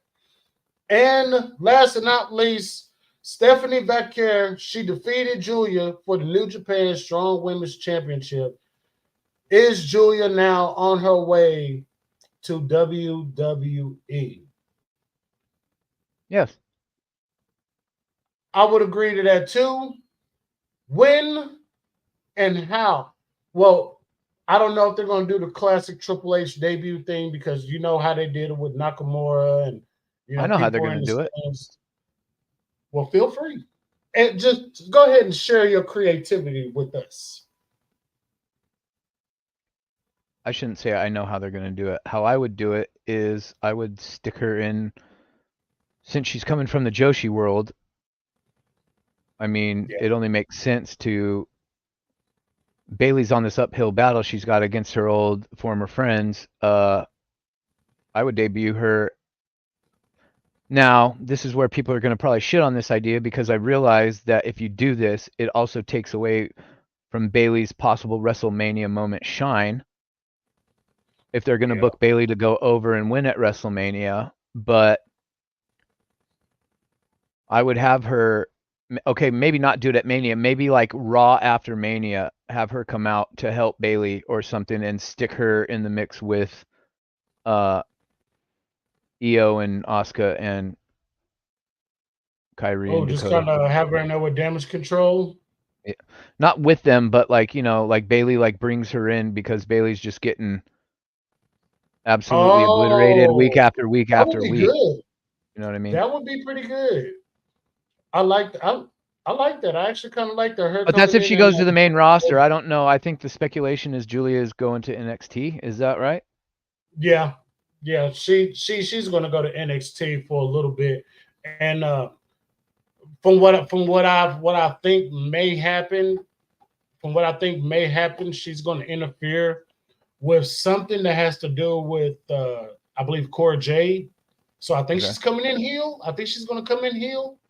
Okay. I think she's going to come in and try to take out Cora Jade, which is going to lead to something because Cora Jade's finna get called up. She's finna get called up. They loved her so much at the Royal Rumble, they're getting ready to call her up. Now, what they do with her? I'm not too familiar with NXT, nor I know even less about Stardom and the talent over there and what the gimmicks are. I don't know. Like I've heard Julia's name, but I don't know nothing about her. Yeah, I've seen a few matches. She's actually pretty good. She is actually pretty good. So, but hey, if that happens, I'm excited to see what she can do for the upcoming stars and stuff. Who knows? Maybe she'll swerve us and go to AEW. I mean, after all, Tony Khan is getting Stardom too, right? So, but this streaming deal, I heard Ticket Drew sent out something about an AEW bundle for $50, and you get like I think Double or Nothing all in or something. You get like 3 pay-per-views for like $50 or something like that. So, but other than that, that's it. That's all I got to say, man. Hey, I appreciate everybody for being here on BiggOh Wrap Up, man, episode 18. I am your boy BiggOh. It's your boy Hooli over here, man. Make sure you go follow us on all of our social platforms and stuff. Check out my boy Rob. He's going live tomorrow for SmackDown. And I'll be there for a little bit before I go to work and stuff. Sunday, I'm doing a watch along for NXT Brooklyn, Sasha's versus Bailey. Make sure you guys are there, man. It's been so fun doing these with you guys, man. Hey, like I said, I'll do these any day with you guys, man. Y'all are my bros. Shout out to the Midmo Smart Man. He's out there doing the daddy thing. Tell Olivia we said hey. Take care of the baby nephew. Make sure Maverick is not in the neighbor's yards and stuff like that. Just get all that taken care of. You know what I'm saying? You know. And shout out to you guys in the chat. So I appreciate you guys for being here. 25 of you showed up today, man. Got about a handful of y'all from YouTube, handful of y'all from Twitch, Twitter, all that, guys. Man. I appreciate that, man. And Hooli, you got anything you want to say to the people out there before we get up out of here? No, I'm good, man. Thank you for letting me be on here. This was fun. Let's do it again sometime. Oh yeah, episode 19. Just thank you to all the people that from all the different aspects that we know you guys from in the chat, mostly from OTS. Thanks for showing up and watching and commenting and all that shit. It means a lot. Jen wants to do a TNA review. Oh, you crazy, Jen. Okay, well I'll tune into the review. Let me know when the TNA part is over and the review starts. All right, guys, we're about to shoot up out of here, man. I am going to leave y'all one more time with the new intro. I'm going to do a revisement so we can get some better shots of Hooli. You know, like if you take a picture, like if you take some footage of me today when I had like my sunnies on and shit, and you can't see like my dark circles and stuff. Bro, I look like literally an extra on The Walking Dead in that intro. Bro, I'm like, I got it. Don't worry. I will implement it into the revisement of the new video stuff, man. But guys, we're gonna get up out of here, man. Appreciate you guys. If you want to support any of us, man, you can hit us up on our on all of our social media platforms. Hooligram doesn't have a. I think Hooligram does. You do have a Cash App. Yeah, go ahead and post it up on here, man, and I'll get it up on here. There's Jeremy's right there. Here's Rob's, and of course mine is at the bottom scrolling. $4 Horseman 4, and let me get over here real quick. And there goes Hooligrams right there. If you want to support him as well, man. Hey, we're just here, just inspiring everybody. You know what I'm saying? But we're gonna get up out of here, y'all. Love y'all. Appreciate y'all. Make sure you hit that thumbs up, man. Press that like, and if you haven't, subscribe to the channel, man. We're about to get up out of here. This is the Big Mo. This is the BiggOh Wrap Up, part of the Big Mo Baby podcast. We're out. Deuces.